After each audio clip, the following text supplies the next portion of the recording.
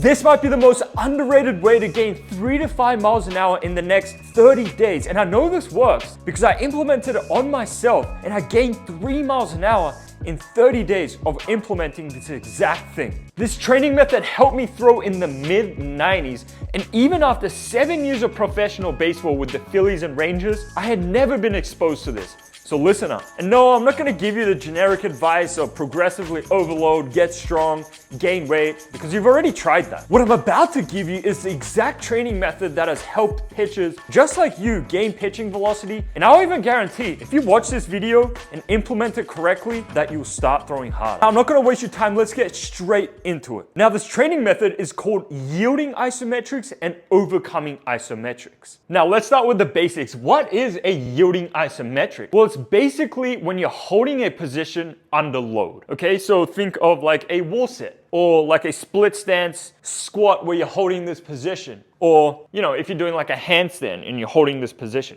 Any type of position or exercise that you're holding a position for a long time.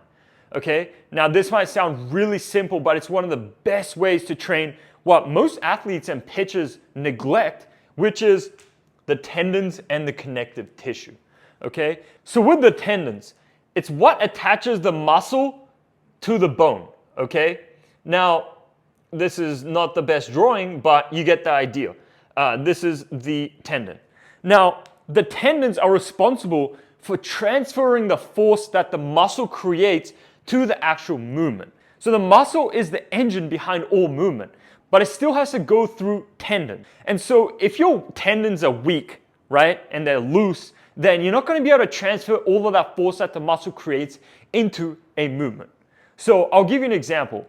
If you have like a slingshot, okay, and the slingshot is, let's just say the first one is very loose, and you pull it back and you try to slingshot a ball. How far is that going to go compared to one that is extremely tight, extremely strong, and you pull it back, it's super tight, and then you slingshot it? Which one's going to go further? Well, obviously the second one, right? Because it has way more tension behind it. That's how I want you to think of tendons. And so we want these tendons to be very strong and stiff. And that's exactly what the yielding isometrics train. Now, there are multiple studies that have shown how good yielding isometrics are to build stronger tendons. And I've got my laptop out because I'm going to go briefly through some of them. Okay, and so in 2001, a researcher named Kubo found that when people did isometric training, their tendons actually became stiffer and stronger, just like we talked about. This means they could store and release more energy. In 2015, Bohm and his team looked at a bunch of studies together, and what they saw is that tendons adapt really well to long, steady holds. And so when I saw these studies, I was like, damn, I don't know why I haven't been incorporating yielding isos into my training aggressively. Even after 7 years of professional baseball, I worked with some of the smartest minds. This wasn't something that I really took seriously. And honestly, when I saw it on the program, because I have had it in some of my programs, I just skipped it because I'm like, oh, I'm not going to hold that position. It's eyewash. But now, it's actually become one of the central parts of my training system. And if you have any questions on how we actually implement yielding isos into our training programs for our guys in the pitch lab to gain pitching velocity, there's a link below in the description. You can book a call with me and we can talk about it. Okay, now the second benefit of yielding isometrics is you build position-specific strength. And basically what this means, right, and how this can help pitchers is you can target certain positions that you might be really weak in. And I'll give you a great example for myself. Now, with split squats, right, my left side is really strong. Okay, I think it's because of the lead leg block. It has developed like extreme strength. Okay, and so my left side is way weaker than my right side. This wasn't something that I was very aware of.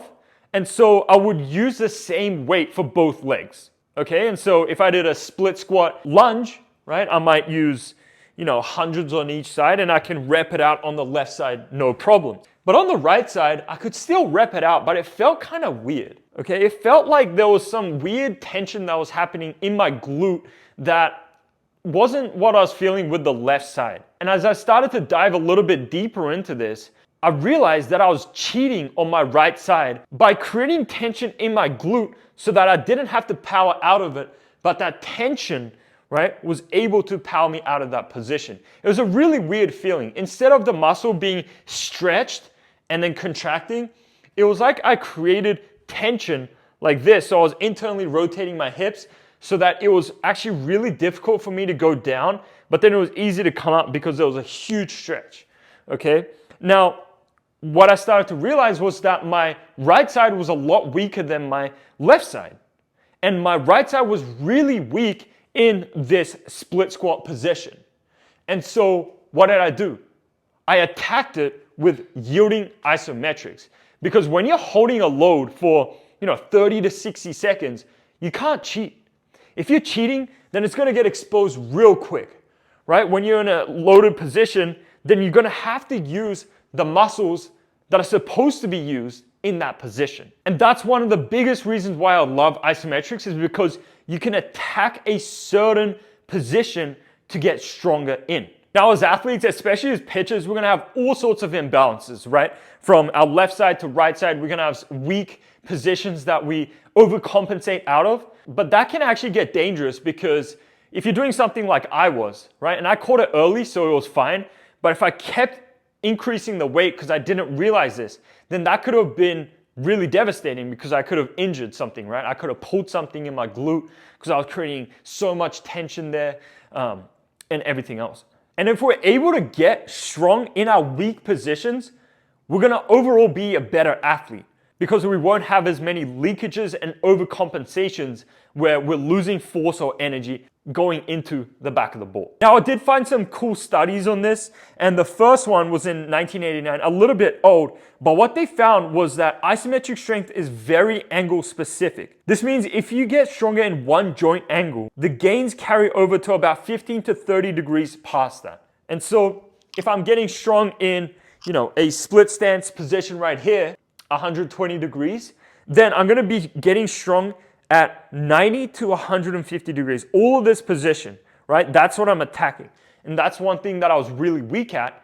And so I started to use yielding isometrics. This leads me nicely into the third benefit, which is brain to body patterning. And what this basically means is when you're in a certain position and you're holding it for 60 seconds, right? And as I said, you're not really able to cheat in this position. Your brain starts to learn what muscles should actually be turned on in this position, okay? And so I'll give you another example. When I was doing my split squats and I knew I was cheating, my position was kind of like this, where I was internally rotated and it was basically powered by the tension in my glute. But I can't hold 60 seconds here because it will start to really hurt. I could cheat by going in and out of it, right? And that would be fine. But if I'm holding a heavy load for 60 seconds, I wouldn't be able to cheat.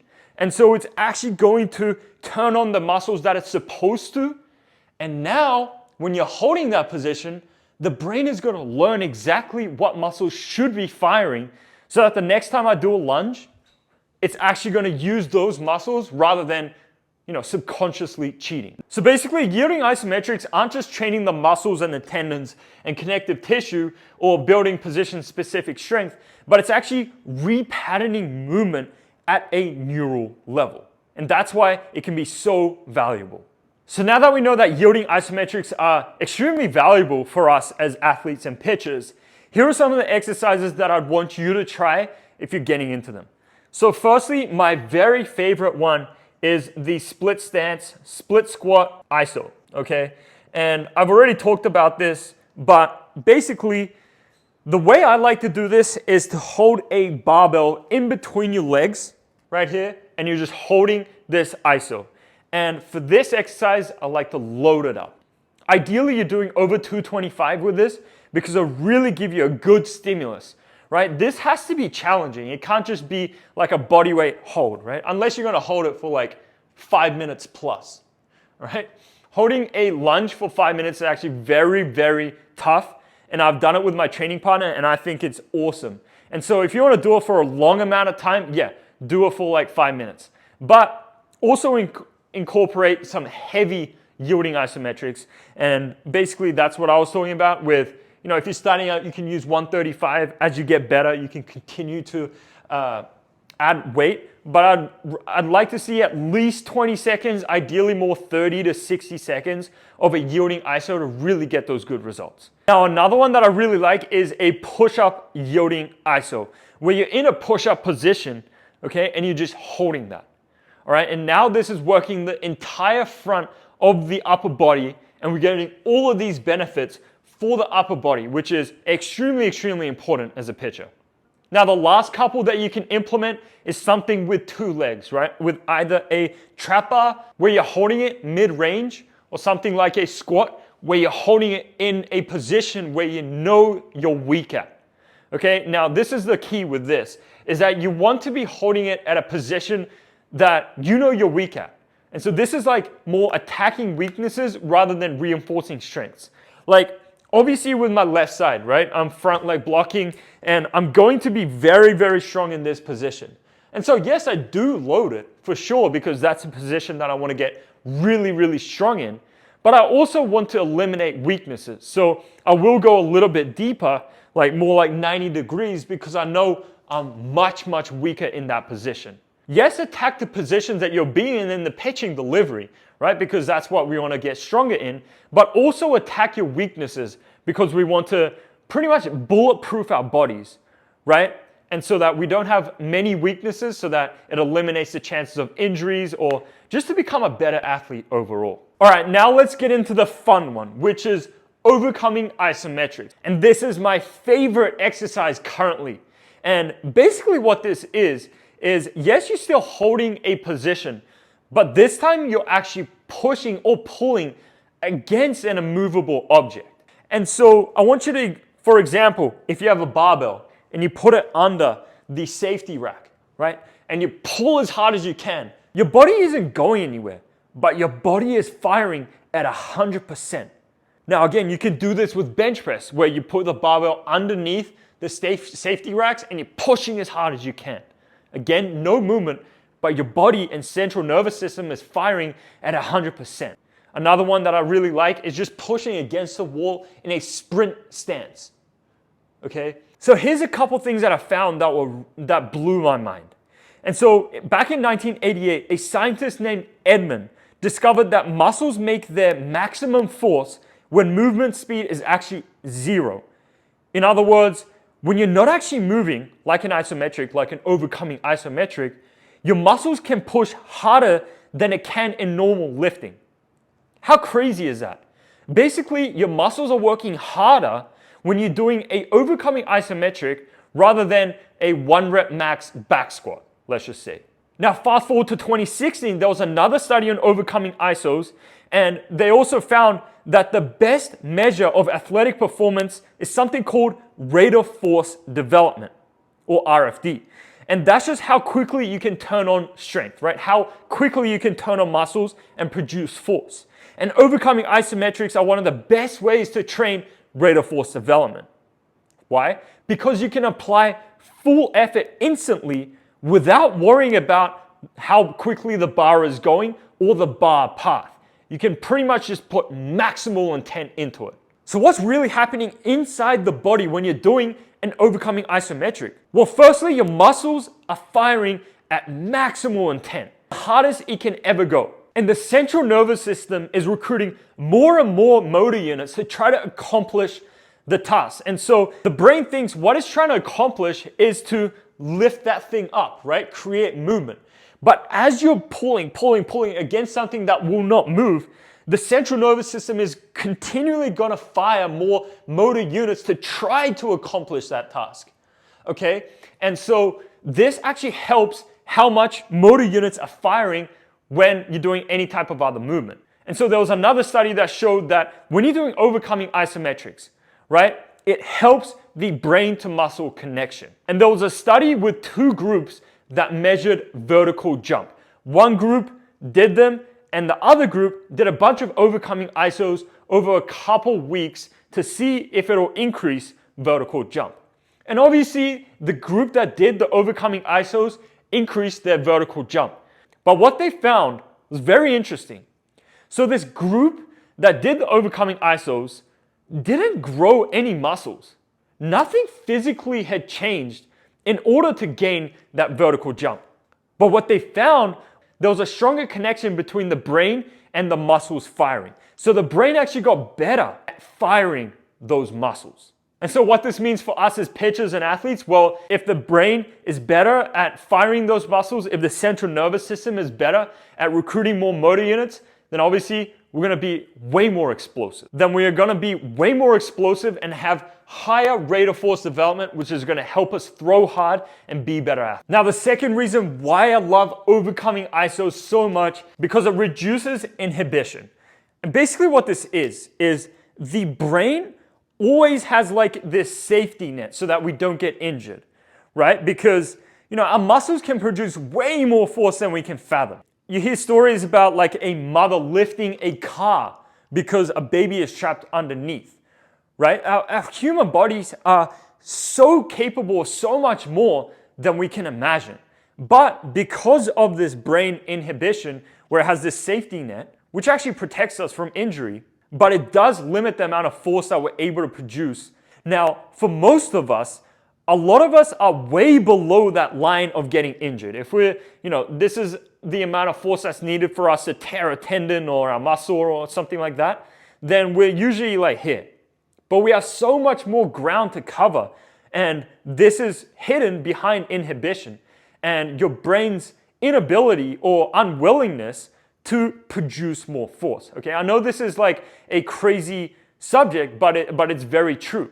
Now, this comes up a lot in injured athletes, right? When you get injured, the inhibition is going to be much, much stronger. And this was one of the only studies that I could find on this, but this applies to athletes who aren't injured as well. So in 2015, a scientist named Rio and his team studied athletes with patellar tendon pain. And they had them do one heavy isometric session, basically overcoming ISO. And here's what they found. Their pain actually dropped for about 45 minutes. So they experienced less pain. Their brain showed less inhibition, like we just talked about. And their strength went up instantly because of that inhibition was starting to get reduced by doing these overcoming ISOs. And multiple other studies have confirmed this, where isometrics can lower neural inhibition, reduce pain, and give you access to strength that was already there, but basically locked away. And basically, how this works inside the body is when you're pulling or pushing against an immovable object, and you're putting in more force than you've ever put in before, the central nervous system gets a strong but safe signal. And your brain starts to realize that, hey, nothing bad happened. It's safe to produce this amount of force, and that we can let off a little bit of the brakes. And this is how a little bit of inhibition can be lowered. And I've even felt this in my own training. Now, I don't have the equipment to know if my inhibition is reduced or not, but every time I do overcoming ISOs and then I go into a different lift or I go and pitch, then I feel stronger and more powerful. And I feel like this is one of the reasons why. Obviously the rate of force development is a big part of it, but I do feel a lot stronger and more explosive when I do activities after doing a heavy set of overcoming isometrics. And that's why I love doing overcoming isometrics actually as a warm-up, but we'll touch on that in a second in the exercises. But we'll actually touch on that when I talk about the actual exercises that you should be doing. Now, the last big benefit of overcoming ISOs is fast twitch muscle fiber recruitment. Now, when you're pushing or pulling against something that's immovable, right, and the brain is trying to accomplish that task, it's going to recruit the strongest of the muscles. Now, there's two types of muscle fibers, where there's a slow twitch and there's a fast twitch. But the fast twitch is much stronger than the slow twitch. And so it has no choice but to recruit all of the fast twitch muscle fibers, right? And so the brain and the central nervous system gets really good at activating those fast twitch muscle fibers, which in turn will help us when we're pitching or doing anything athletic. And this is pretty much the same as rate of force development, right? As we start to recruit more fast twitch muscle fibers, our rate of force development will go up and we'll just become more of an explosive athlete. And similarly to this, overcoming ISOs are one of the best ways to improve the efficiency of the ATP-CP system. And this is the energy system that is responsible for peak power output. And for activities that last, from split seconds to about, I think the exact number is 10 seconds, but I could be wrong. But short bursts, right? Think sprinting, think jumping, pitching. It's the energy system that's responsible and drives that. And so when you're doing an overcoming ISO for a couple seconds, again, we'll touch on exactly how to do it in a second, but when you're doing it for like 6 seconds, right, it's really developing the ATP-CP system and the efficiency of that, of being able to go from a relaxed to a max intent and fire everything at once, right? That's also a skill that you can train. And that's what we need as it pitches to throw extremely hard, because what are we doing? We're going from a very relaxed position, and we're floating down the mound to bang, we need to turn everything on at once to throw the hardest that we can. So here's the juicy part. And if you've watched it this far, then you're gonna have some serious sauce that you can implement into your next training session. So the first one that I like is, again, the split stance overcoming. This is something that I do pretty much every day. And one thing that I will say on the overcoming ISOs is that it is low stress. This is why I think it's such a hack. When you're doing overcoming ISOs, and I've heard people doing it like 6, 7, even more times a week of doing these overcoming ISOs. It's not like you do this once and it's like a 1 rep max where it's extremely stressful on the central nervous system and the body. No, you can actually do these a lot, okay? And so for me, I do these like 3, 4 times a week. I do them definitely before, if I have to go out and throw hard, to activate my central nervous system, make sure everything's firing correctly. But I'll also do it in my lifts as well, because I just want all of these benefits. And so the biggest one that I do is a split stance overcoming ISO, either by using a barbell, right, under the safety racks, and I'm pulling as hard as I can, or my favorite is if I have a belt squat and I attach it to something that won't move. And now I don't have to worry about my grip or my lower back or anything like that. All I need to do is drive as hard as I can with my lower body. And this is extremely similar to something where you do 2 legs, okay? That's another one that I would do, which is either a trap bar overcoming ISO, where you have it right here and you're pulling as hard as you can, or like a squat, right? Where you put it under the pins and you can drive up as hard as you can. I definitely prefer the trap bar variation, just because when you have a lot of load on your back, then that's compressing your spine, right? And we don't want compressed spines as pitchers. We want them as elongated as possible, because we need it to act like a whip. And so we want as much space and fluidity in the spine. We don't want it to be like tight and compact. We want it to be very loose, okay? So that we can use it in the pitching delivery. Now for the upper body, you can get creative with this. I use it for pretty much everything. Bench press overcoming ISO, where I'm driving it into the pins, right? Or even a row overcoming, where I'm pulling as hard as I can to develop the back. You can even do it with internal, external rotation, where you're up against the wall and driving it as hard as you can externally or internally. And another one that I really like is a rotation overcoming ISO, where I'm holding something and I'm trying to rotate it as hard as I can. It's developing all of the muscles that are responsible in rotation. And so I would get really creative with this. And I even had a phase where this is pretty much all I did in my weight training. And during that time, that was when I increased the 3 miles an hour in those 30 days, because my body wasn't ever really used to that stimulus, right? And I think what happened was my inhibition reduced a little bit, my rate of force development went up, I was better able to recruit fast twitch muscle fibers, right? And then I was also developing my tendons with the yielding, and I was just getting really good in these specific positions, right? All of these benefits combined helped me gain 3 to 5 miles an hour. And I wasn't really doing much on the pitching, throwing side either. I wasn't working on many mechanics or anything. It was very much, okay, this is something that I'm gonna experiment with. I'm gonna do an isometric phase, but it paid huge dividends because it's something that I'll incorporate for the rest of my life. Now, if you want our help to gain pitching velocity, that's why I created the Pitch Lab. First link in the description below. You can book a call with us, and I'll see you there.